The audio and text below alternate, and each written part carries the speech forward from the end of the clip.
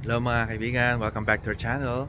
Today, papakita ko po sa inyo ang araw-araw kong buhay as a student here in Canada. Tara!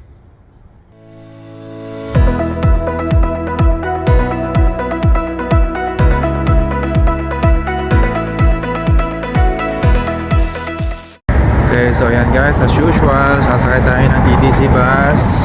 Ngayon, sasakay din tayo ng train para makarating sa ating pupuntahan. So ngayon, medyo malamig. Summer pa lang pero 11 degrees in the morning. So although 11 degrees, kaya-kaya naman natin yan. Naka-jacket lang tayo. So pupunta na po tayo sa TTC bus natin. Dahil first day of school, kaya medyo inagaan kong pumasok kasi mahirap na ma-traffic.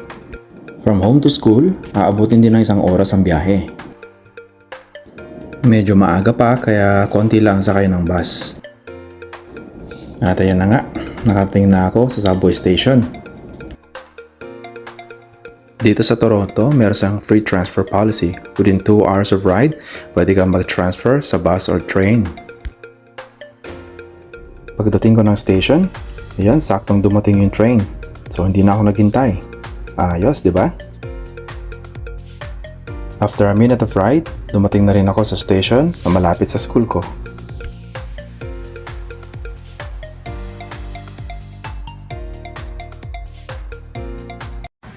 So ayan guys, after 30 minutes of travel, nandito na ako sa building.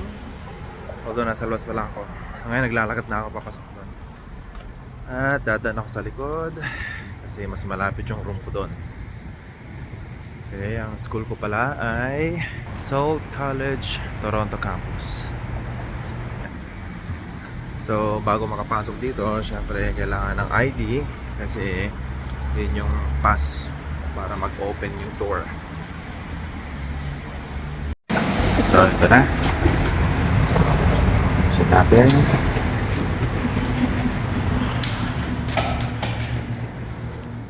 Kita mo yun.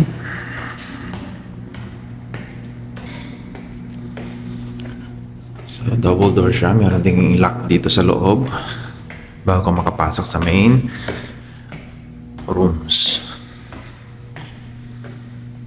Ayan. No ID, no entry.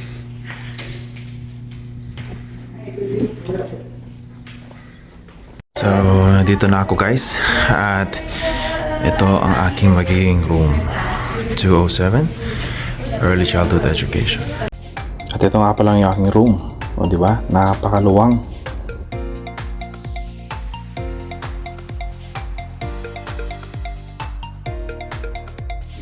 Dahil medyo maaga pa at wala pa yung teacher, ayan, nag-prepare na ako. Kasi hahanapin ko pa yung mga websites na kakailanganin namin sa aming pag-aaralan. A few moments later. Okay guys, ngayon po yung 30 minutes break namin at ngayon nagkikipagkwentuhan ako sa mga kapwa Pinoy ko dito. Uy, grabe ka naman, nag-aral tayo. Yan. So ito, chika-chika sa mga kaibigan. Dito sa school, mayroong student lounge. Kaya pag break namin or lunch break, pwede kumain dito. So tapos na yung break ko guys. Balik na ako sa room ko ngayon. A few moments later. So ngayon kakain na po ako. Ready for my work later at 2:30 sa YMCA Indian Road Crescent. Sa sobrang mahal ng pagkain dito sa Canada, wala kang choice kundi magbaon para makatipid. So yun guys, tapos na ako mag-lunch at ngayon pupunta na ako sa work. So same thing, TTC ulit, tapos konting lakad, and that's it. Dito sa school building namin, meron mga shops dito. Like eatery, meron ding Dollarama, at saka meron ding bangko. Oh, grabe ang tingkad ng araw ngayon. Hindi naman siya mainit pero sobrang liwanag. Diba?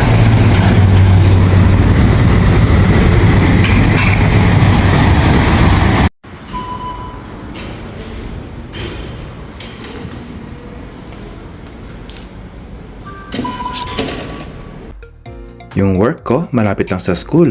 Siguro mga 10 minutes travel time.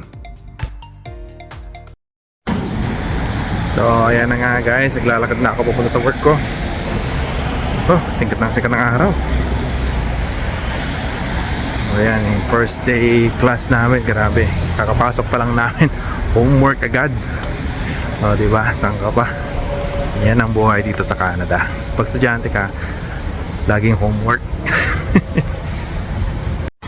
Okay guys, so papasok na ako. Mamaya ako na lang itutuloy itong video.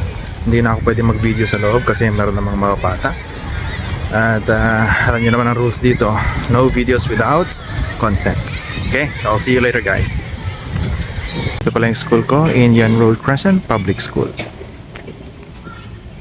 A few moments later. Okay guys, so yan, tapos na ang aking work sa aftercare. At pauwi na ako. Ay, nakakapagod. Lalabas ako ng bahay from 7 and then uwi ako ng alas 6. Pero kaya-kaya naman. So hanggang sa susunod mga guys, thank you for watching. Peace out.